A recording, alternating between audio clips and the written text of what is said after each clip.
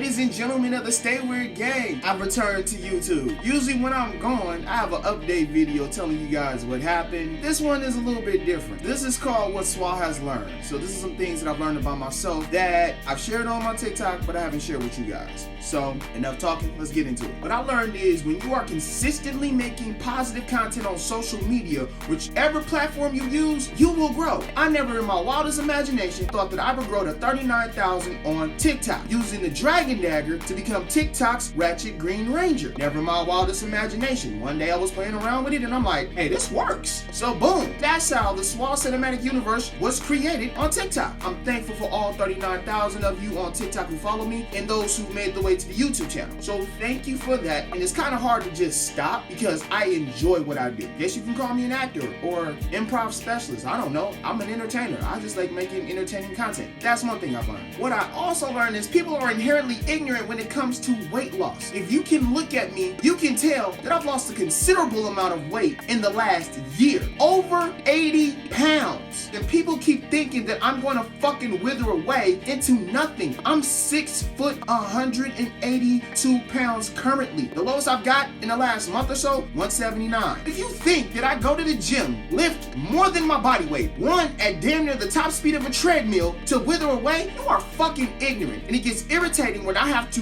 fight off comments that says, don't get too skinny. As if there's something wrong with a black man in his mid-30s taking care of himself when the rest of the fucking population got dad bods and ain't fucking dads. But we're not ready to have that conversation, are we? Now, here is something that I relearned. I relearned that people really question your mental health because you are a nerd. And if you see in the background, this is all my shit. This is all my nerd stuff in my room. When I did a video on TikTok talking about some of the toxic elders in the black community, a lot of people tried to come for me because I had my Dragon Dagger in my hand and my Morpher belt on my waist, as if I'm not allowed to be a nerd, a black nerd, and talk about the toxicity that exists within the black community. A whole bunch of grown-ass motherfuckers from 18 to 55 tried to gaslight me on my own fucking video because I'm a black nerd. Because I shed a light to the bullshit of previous generations. I mean this with the utmost disrespect, but suck my dick. Here's another relearn. I relearned people love gaslighting you when you speak about things that you are passionate about, and they love to point you as the angry person. For example, a motherfucker could come to my TikTok live streams, hear me talk in this passionate tone, and say, why are you angry? This is not what anger looks like. Anger looks like me punching a motherfucker in their face for no damn reason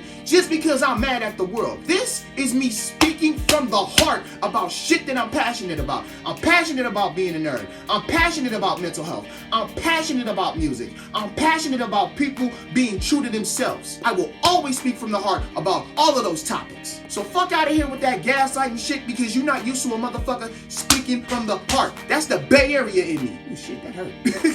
What I learned about myself is I can't continue to force myself into solitude. And what that means is this. So around the time that I went to go see Demon Slayer Mugen Train and revealed that I had a gun pulled out on me, I got an email from a friend who supports the channel. Me and her had a conversation. And looking back at the conversation, she made me realize that I do this. People don't hear from me for weeks, months, and maybe years at a time. And she legitimately thought I had another mental health breakdown, which, if you've paid attention, my last suicide attempt was 2017. She thought I had another one. I'll get to why I do that at the end of the video, but that's something that I've learned about myself that I need to stop doing. I also learned that when you take care of yourself, when you work on yourself, the world opens up to you in ways you didn't even think would ever be possible for you. Because you see it happen for other people, but you don't even think that you see it for yourself. And when you do see it for yourself, like, damn, I like this side of life better. It's peaceful over here. It's cool over here. Let me get me a seat at this table. The final thing that I learned, trigger warning, child abandonment. So when I was 7, my family made the decision not to fuck with me because I have attention deficit hyperactive disorder. And when I say family, I'm not talking about my full family. I'm not talking about my father's side. I'm talking about my mother's side. They made that decision not to fuck with me because I have attention deficit hyperactive disorder. And I was in special education classes majority of elementary school. Then my mind defaulted when I was living in Richmond, California, when my mom went to jail. Thinking about that whole time. Thinking about why other family members did not fight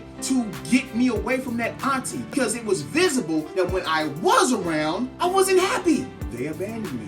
they made the decision to abandon me at 7. That's one of the most fucked up things that I've heard. And I mean, I've heard it before, but when it applies to your own life, it's fucked up. And I know I can't do anything about it because a lot of those family members are fucking dead and gone now, but it hurts because you've done nothing to them to make them just abandon you. I can understand if I was that kid that was always breaking shit, that was always bad as fuck, always in trouble, but I wasn't. That's just fucked up. And it leads me to say that this is why I go through things on my own, because when you're not shown proper love from your family, when you're not shown that you can come to a family member for advice, a hug, plate, or just, love, you don't know who to trust. You meet people and they see the positive in you, they worry about you, it's hard for you to break that and say, this is what I go through. Shit is hard. That shit is not easy. It ain't easy to just say, I'm hurting. As I'm talking about it, this shit still hurts. This is why I can no longer go through things by myself, because there are people who worry about me. There are people who give a damn about me. People who might hit the panic button when they haven't seen me post a YouTube video in months. Sometimes I feel like I annoy people. Sometimes I do my own thing and get lost in TikTok, lost in my own life. That's best for me. I don't know if that makes sense to y'all. It makes sense to me. We made it to the end of the video! Yay! So remember to like, comment, share with your friends and family on social media, subscribe to the channel, hit the bell on the side of the subscription bar to be updated when I drop new content. Also, follow me on my other social media in case I do not post, so you know what's going on with me.